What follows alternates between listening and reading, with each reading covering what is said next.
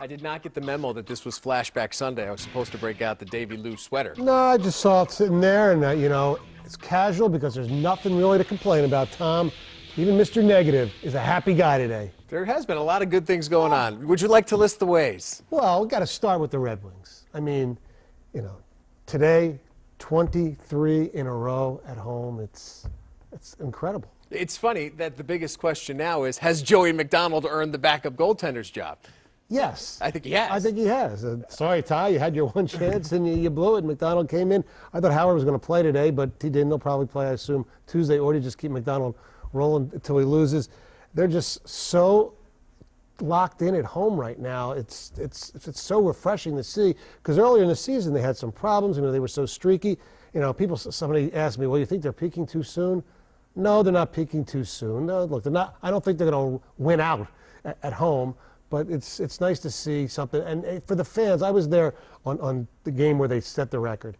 And the way they saluted the fans, and the fact that the way this team has been supported for all so many years during this streak, this 21 years playoff streak, the fans deserve it, and it's great. And it's a good week, too, because not only do you have the matchup at Chicago, and Chicago's going to be very hungry, one of the best teams in the Western Conference, but then you come right back home, and you got to face the Vancouver Canucks. So it's not as though they're going to lose any focus here over the next couple of games. No, especially if they can beat Vancouver and keep that streak going at home, that's pretty good. All right, so the Wings continue to win. That's not the only bit of good news. We've also got the college basketball teams, both delivering some big wins. Really setting up, as we discussed last week, perhaps the situation where you got a lot of teams vying for a Big Ten title down the stretch. Yeah, and you have to say Michigan State is the favorite, even though their schedule's probably harder, but because they have to play Ohio State, but it is at present. It's funny. A couple weeks ago, you said that Michigan State looks like that team that could get to the Final Four, and I said no.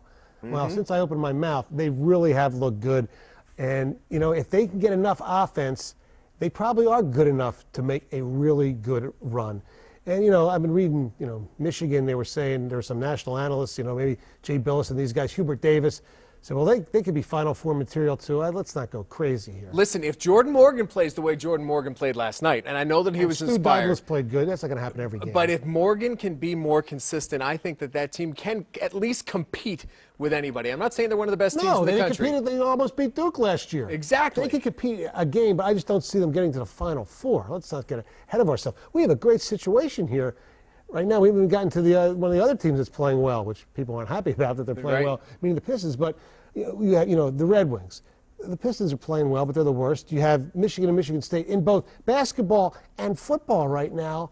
I mean, there's no other state that has the two big teams being really good in both sports. I mean, the great stat that we were talking about right before this segment started, neither team, Michigan nor Michigan State, has lost a home game in football or basketball all year. I think the number's up to 46-0. That's sick. Stunning. That's great. And then, you know, the Pistons have, won 9 out of 11 or something? It's 7 out of 9. I know that for sure. 7 out of 9. And, you know, you don't really want them to win too many games because you want more lottery balls. But it's nice to see Stuckey finally doing something. Brandon Knight played well. Monroe's played good all season. So as much as you kind of want to see them lose, it's kind of nice to see that at least they're playing well. And you got the Tigers showing up in Lakeland, and the good news there is Cabrera, thin, happy, wants to attack third base, wants to play, you know, show that everybody is wrong nationally and even some locally, that he can play a fine third base. He doesn't have to be great. He just can't be horrible. What are the other big stories here as the Tigers spring training starts? Well, the Brandon Inge thing still is mystifying to me. And look, the fact that he's going to compete for the starting second base job to me is like enough already. But, you know, does it really hurt to give him a shot? I just think they've obviously determined that Ramon Santiago is not an everyday player. You know, Inge, he ticks everybody off one way or the other, either the haters or the lovers. I just wish he would just go and do what they tell him to do, and that's it. Don't go to – it appears, I don't know if it's true or not, that he went to Dombrowski, and Dombrowski called Leland and said, hey, Jim, this is the deal. Which makes you almost think that maybe Inge talked to Mr. Ilitch and went over his head, too. Listen, another topic that popped up over the weekend, and it's front page news today, is that Cliff Averill, I wouldn't say threatened a possible holdout, but said it was a possibility that if the Lions did franchise him, he might consider not reporting to camp because he feels that by giving him the restricted free agent tab last year, they kind of stuck him in that similar sort of situation. He wants to get paid, bottom line, but I think it's a complicated situation. It is complicated. They have money issues Calvin Johnson has to be taken care of for. But, you know, look, If they do franchise him, he still gets paid, but the average of the top 5 at that position, which is still around $10 million. So he might get $12 or $13 million if they let him be an unrestricted free agent.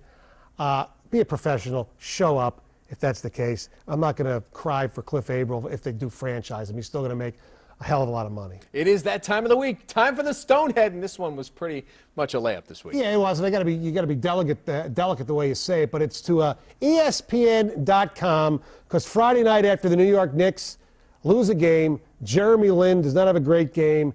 The headline on ESPN.com for about a half hour was "A chink in the armor." Okay, now a broadcaster could say that and not realize what he said, but when you have it on the web and there's editors and there's people overseeing that it's even up for even as little as a half an hour, that is ridiculous. Guy was fired, and he should not only have been fired, he should be given a Stonehead! And he gets one. That is Mike Stone. You can hear him Monday to Friday, 6 to 10 on 97.1 The Ticket, and of course every Sunday right here on the Sports Update. I'll wear the sweater next time. Okay.